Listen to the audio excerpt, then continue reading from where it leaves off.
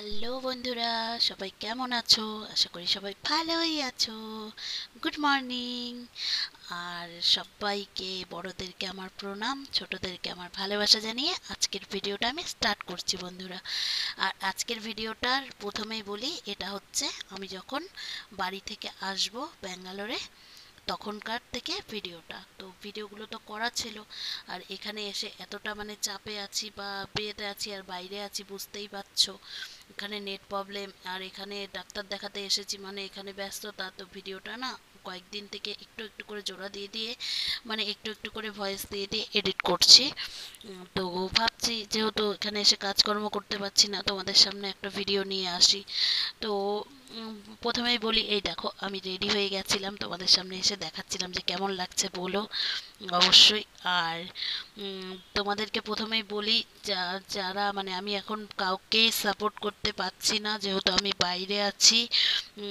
কারণ আমি সেই সকালে রুম থেকে বেরিয়ে যাই নার্সিংহোমে গিয়ে সারা দিন রাত্রিবেলায় কোনো কোনো দিন আসতে হচ্ছে। তো সেই জন্য আমি কাউকে সাপোর্ট করতে পারছি না, আর মোবাইলের নেট থাকা সত্ত্বেও এখানে মোবাইলের নেট চলছে না। তো এই কি কারণে জানি না, আমি কারোর ভিডিও দেখতে পাচ্ছি না। তো তোমরা আমাকে প্রথমেই তোমাদের কাছে আমি ক্ষমা চেয়ে নিচ্ছি। আর তোমরা আমাকে যদি ভালোবাসো তাহলে অবশ্যই আমার পাশে থেকো, আমাকে সাপোর্ট করো। আমি তোমাদেরকে মানে আগেও বলেছি এখনো বলছি, কথা দিচ্ছি বাড়ি গিয়ে সবার ভিডিও দেখে দেব, দুটো তিনটে করে যতটা পারি সাপোর্ট করে দেব। ঠিক আছে, তো তোমরা আমার পাশে থেকো, অবশ্যই পাশে থেকো।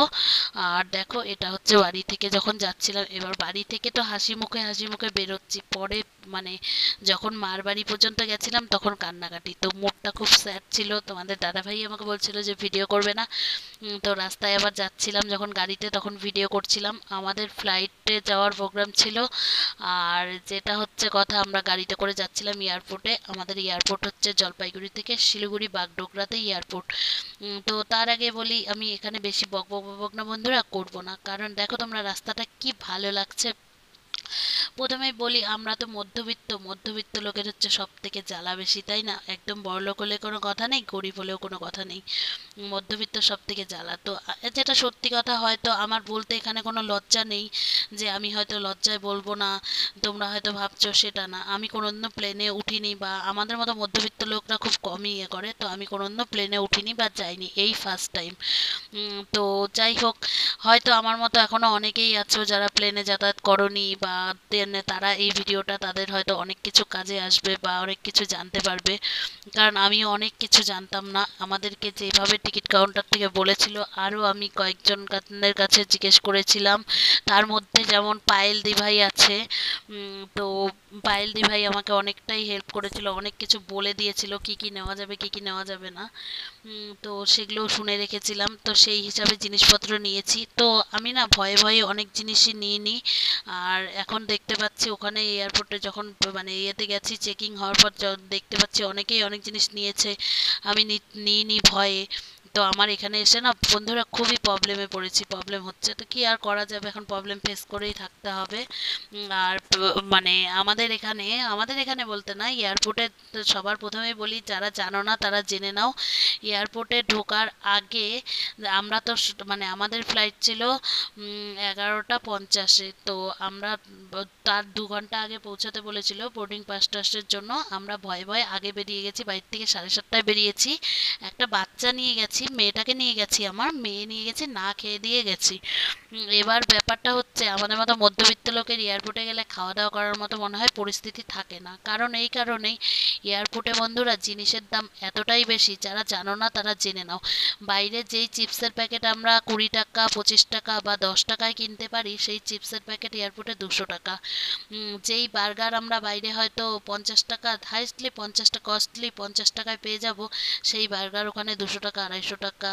মানে সব কিছুর দাম এতটাই বেশি। এক কাপ চা খাবে বা এক কাপ কফি খাবে ফ্লাইটের মধ্যে, সেটার দাম হচ্ছে 150 থেকে 200 টাকা।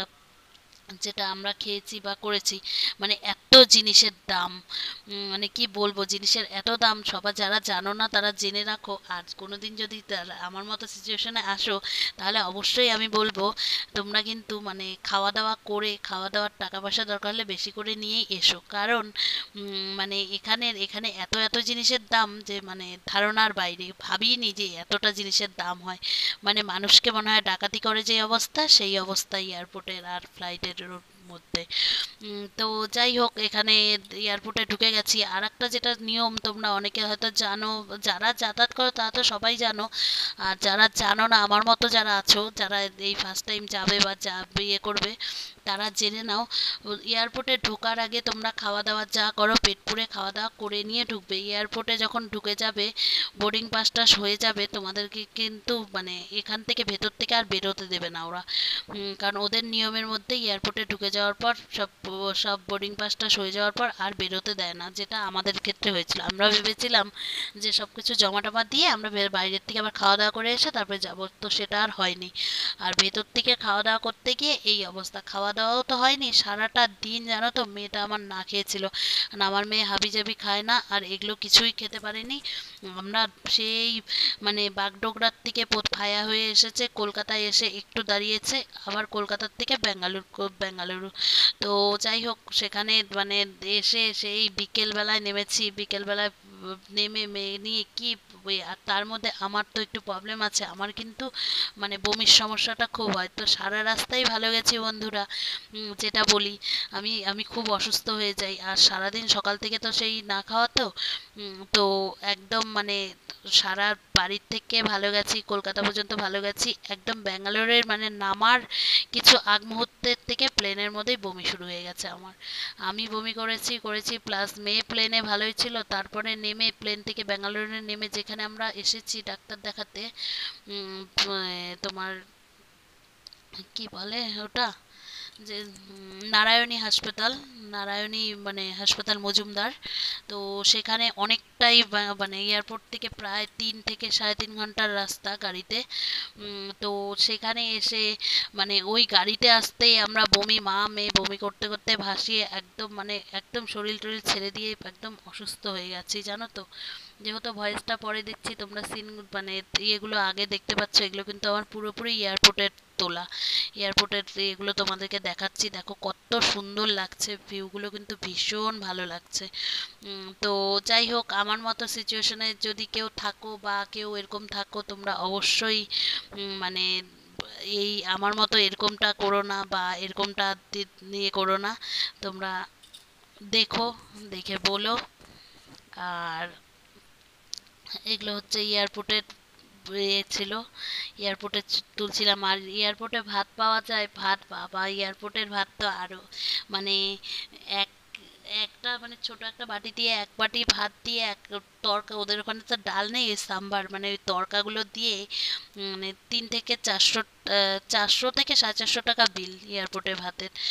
মানে এমনই পরিস্থিতি, আমি না মানে শুধু দেখছি আর অবাক হয়ে যাচ্ছি এখানে। তো যাই হোক, যেটা ওখানকার নিয়ম। তো মানে আমি বলবো যারা আমার মতো সিচুয়েশনে আছো বা কেউ নতুনভাবে যাবে, তারা একটু জেনে নিয়েই এসব করো। আর আমার ভিডিওটা তাদের হয়তো একটু হলেও কাজে আসবে, কারণ অনেকে অনেক কিছু জানে না, যেমনটা আমিও জানতাম না। আর সব থেকে বড় কথা কি, সবাই তো সব কিছু জেনে আসে না, সবাই ঠেকেই শিখে, তো আমিও ঠেকে ঠেকেই শিখছি।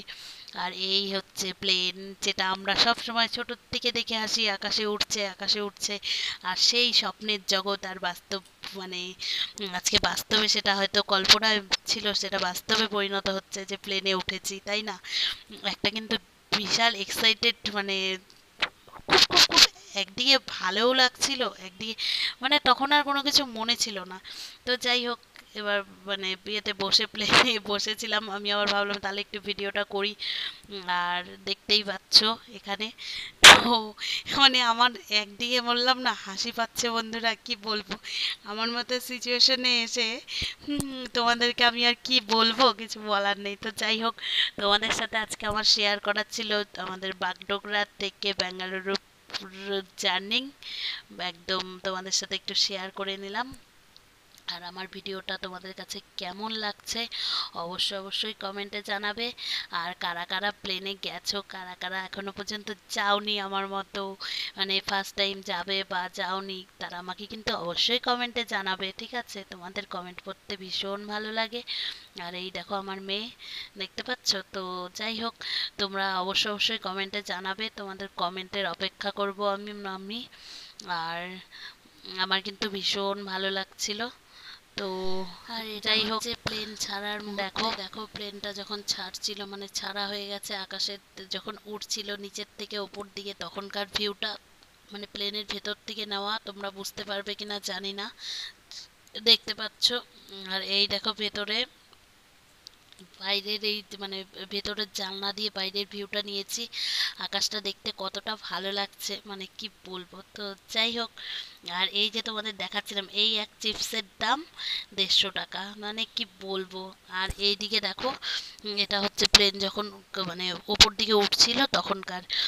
তো মানে বোঝা যায় না, ওপর দিকে যখন প্লেনটা ওঠে মনে হচ্ছে যেমন বাস, বাস যেমন ছাড়লে পরে যেমন ঝাঁকিটা লাগে না, সেরকমই ঝাঁকিটা লাগে। তো যাই হোক, অতটা কোনো ব্যাপার নেই, সেসব নিয়ে কোনো ব্যাপার নেই, সবটাই ঠিক আছে।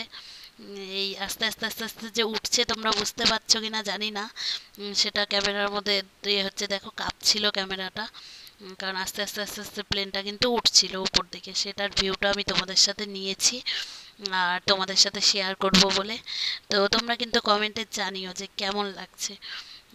আর তোমরা আমার পাশে থেকো, আর তোমরা আমার সবটা মানে পরিবার পরিজন বলতে পারো। তো সেই জন্যই আমি তোমাদের সাথে সবটাই শেয়ার করি, যেহেতু এটাও শেয়ার করলাম। আর যেটা কথা, আমরা বাইরে এসেছি ডাক্তার দেখাতে, মানে মেন ডাক্তার দেখানোর ইয়েটা ছিল আমার। তো আমার দেখাতে এসে এখানে এসে মেয়ে বর সবাইকেই, মানে সবাইকেই দেখানো হয়েছে, মেয়েকেও দেখানো হয়েছে। যেহেতু এসেছি একবারে, তো অনেকের আমাদের কিন্তু অনেকটাই প্রবলেম আছে। তো সেগুলো দেখি পরবর্তীতে, আগে রিপোর্টগুলো করি, করে দেখিয়ে পরে তোমাদের সাথে যদি শেয়ার করার মতো হয় অবশ্যই শেয়ার করব। তো এখন আর কিছু বলছি না। আর যেহেতু এসেছি, এখন দেখি কি হয়, কি হবে না হবে জানি না। আর আমার তো শরীরটা ভীষণই খারাপ, আর এখানে এসে দুনিয়ার টেস্ট ফেস্টগুলো করে আরও বেশি খারাপ হয়ে গেছি। তো যাই হোক, ভয়েসটা যেহেতু পরে দিচ্ছি, তাই তোমাদের সাথে শেয়ার করে নিলাম কথাগুলো। আর পরেই তোমাদেরকে সবটা জানাবো, চেষ্টা করব জানানোর।